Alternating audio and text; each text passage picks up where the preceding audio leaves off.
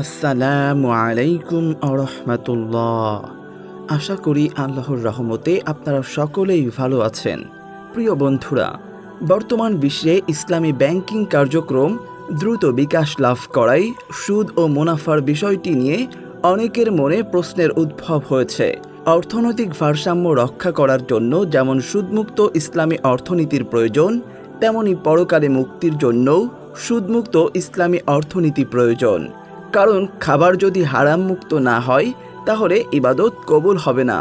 অন্যদিকে হালাল রিজিক গ্রহণ করলে ইবাদতে উৎসাহ সৃষ্টি হয়, আর হারাম গ্রহণ করলে ইবাদতের স্বাদ বিলুপ্ত হয় এবং ইবাদতের আগ্রহ কমে যায়।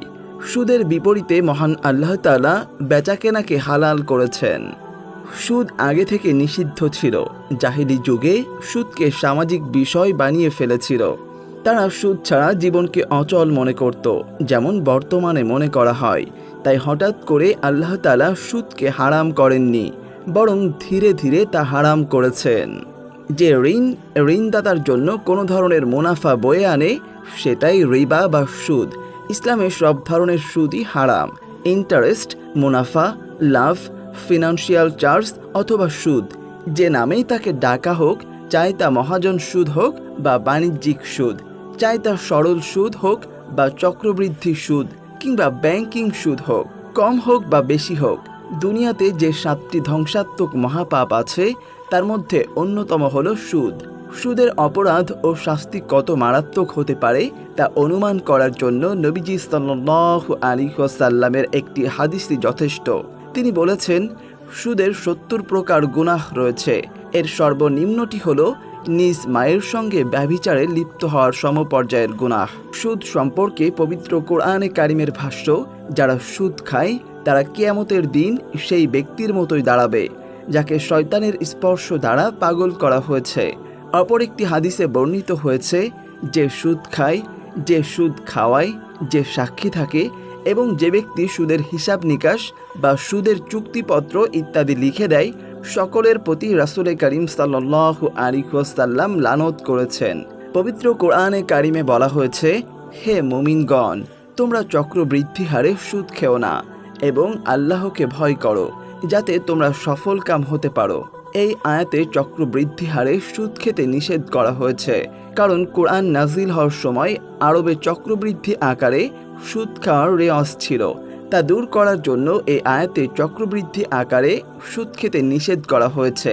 তার মানে এই নয় যে চক্রবৃদ্ধি আকারে না হলে সুদ খাওয়া হালাল হয়ে যাবে, কারণ অন্যান্য আয়াতে যে কোনো রকমের সুদ খাওয়াকে হারাম করা হয়েছে। এছাড়াও আরও অসংখ্য হাদিসে সুদ খাওয়া, সুদ দেওয়া এবং সুদের সাথে কোনোরূপ সংশ্লিষ্টতার ব্যাপারে সতর্কবাণী করা হয়েছে। তবে বিভিন্ন ইসলামী ওলামায়ে কেরামের মতে 2 প্রকার মুনাফা সুদ হবে না।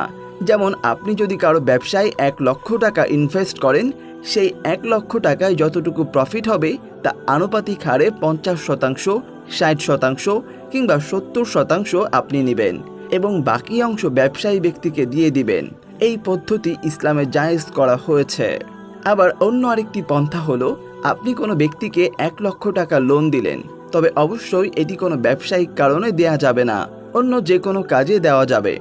যাই হোক, উক্ত লোন পরিশোধের সময় খুশি হয়ে লোন গ্রহীতা যদি কিছু টাকা আপনাকে অতিরিক্ত দিয়ে থাকেন, তবে সেটা নেওয়া ইসলামী শরিয়া অনুযায়ী জায়েজ হবে। তবে এক্ষেত্রে যে ব্যক্তি লোন দিবেন সে কোনো ধরনের অতিরিক্ত টাকা পাওয়ার আশা করতে পারবেন না। যদি লোন গ্রহণকারী ব্যক্তি খুশি হয়ে কিছু টাকা দিয়ে থাকেন, তবেই সেই টাকা নেওয়া জায়েজ হবে। ঋণ পরিশোধের এই ব্যবস্থাকে বলা হয় কর্জে হাসানা বা উত্তম রূপে পরিশোধ। এই ভয়াবহতম হারাম কর্মটিকেই এখন বানিয়ে ফেলা হয়েছে অতি উপাদেয় একটি বিষয়। মতলববাজ লোকেরা সকল শ্রেণীর মুসলমানদের এতে জড়ানোর জঘন্যতম কাজটি করে যাচ্ছে বিনা বাধায়। তাই আমাদের সতর্ক থাকতে হবে, ভুল করেও সুদের একটা বিন্দুও যেন আমাদের জীবনে চলে না আসে। আল্লাহ তাআলা আমাদেরকে তাকওয়া ও হিদায়াতের পথে চলার তৌফিক দান করুন।